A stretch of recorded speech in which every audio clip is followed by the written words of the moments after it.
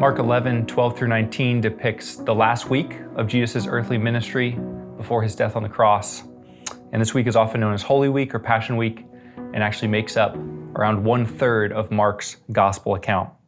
But before we jump into Mark's gospel account, I want to encourage you to think about a question or even pause the video and discuss with people around you. The question's simple, but it is, what do we call someone who says one thing but acts differently?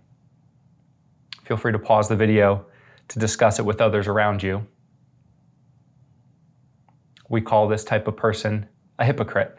It's probably no surprise, but it's someone who acts in contradiction to their stated beliefs. And in Mark 11, verses 12 through 19, Jesus has two different encounters that Mark puts side by side to teach one lesson about the danger of being a hypocrite. So let's look at Mark 11, verses 12 through 19 together. Verse 12 begins, "On the following day, when they came from Bethany, he, or Jesus, was hungry. And seeing in the distance a fig tree and leaf, he went to see if he could find anything on it. When he came to it, he found nothing but leaves, for it was not the season for figs. And he said to it, 'May no one ever eat fruit from you again.' And his disciples heard it.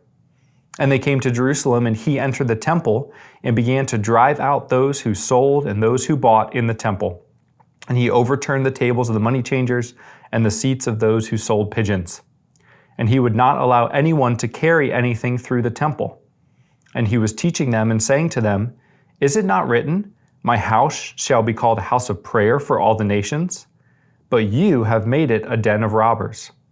And the chief priests and the scribes heard it, and were seeking a way to destroy him, for they feared him, because all the crowd was astonished at his teaching. And when evening came, they went out of the city." At the beginning, we see on Jesus' journey into Jerusalem, he experiences a common human reality, and that is one of hunger. We live in a country where food is readily available. There are not fig trees by the side of the road, so maybe some details that might help clarify things for us today. First, it's true that figs were not in season. Mark says this in verse 13. However, leaves on a fig tree would have been a sign for fruit. Even if it was just a small fruit that wasn't fully ripe, it would have been enough to satisfy one's hunger, give them some nourishment on their journey into Jerusalem. So it's as if the fig tree with its leaves is saying, "Come over and get some fruit from me," but then when Jesus arrives, there is no fruit on the tree. We started by asking, what do we call somebody who says one thing but acts differently? We call that person a hypocrite. And in this scene, Jesus was casting judgment on a tree that was projecting one sort of image. They were looking one sort of way, and that would be fruitful, but they were actually something else, fruitless. And this is particularly interesting and comes even into more focus when we consider it in conjunction with what happens next in the temple. Most of our Bibles have headings over these sections of verses, and the one here probably says something like, "Jesus cleanses the temple." This tells us that there was something wrong with the temple, something that needed to be addressed, and Jesus takes the initiative to do that. A couple details about the temple scene that might help clarify things for us. First, the temple was a sacred place. We know that it was a place where God's presence dwelt on earth with his people. Not anyone could just come and go as they pleased in and out of the temple, especially into the innermost parts of the temple. It was to be special or set apart or holy. And we know from the context in other Gospels that this was the time of the Passover festival, where the Jews would remember God passing over them in Egypt when they put the blood of the lamb on their doorposts. During Passover, people would come to Jerusalem, and the city would swell almost to, if not more than 10 times its normal population.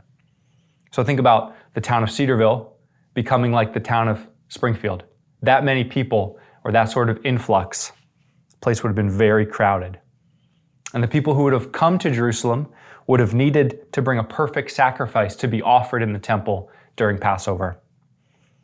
Therefore, many of the priests and religious officials would make the people buy animals from them, but they would mark up the price. So 2 pigeons that normally cost 25 cents now cost $4. And then they would also exchange foreign currency for a bad fee. So if someone gave them $5, they would give them back $3 in the different currency. All of this is showing that the priests were people who were supposed to represent God to the people. They were supposed to be set apart and holy as God is holy, but they were actually full of greed, dishonesty, and even bribery. They talked a certain way, but they acted different.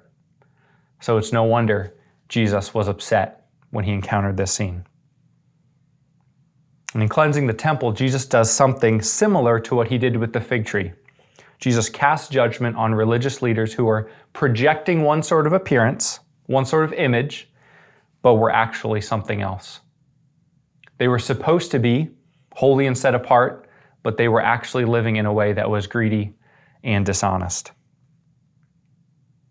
Now we know from verse 20 that on Tuesday, when Jesus and the disciples entered town again, the fig tree had withered, as Jesus said it would. I think this is a caution for us today. Are there areas of our lives where we may talk one way but act another way? Are there areas of our lives where we might project a certain image on social media but in reality live differently? Or do we behave a certain way around a certain group of people, but around a different group of people, we might act differently? Those are good questions to think about as we move throughout Holy Week. But praise be to God that Jesus always lived with integrity. Yet he suffered in our place. And he did this so that we can be forgiven for the ways we live hypocritically today.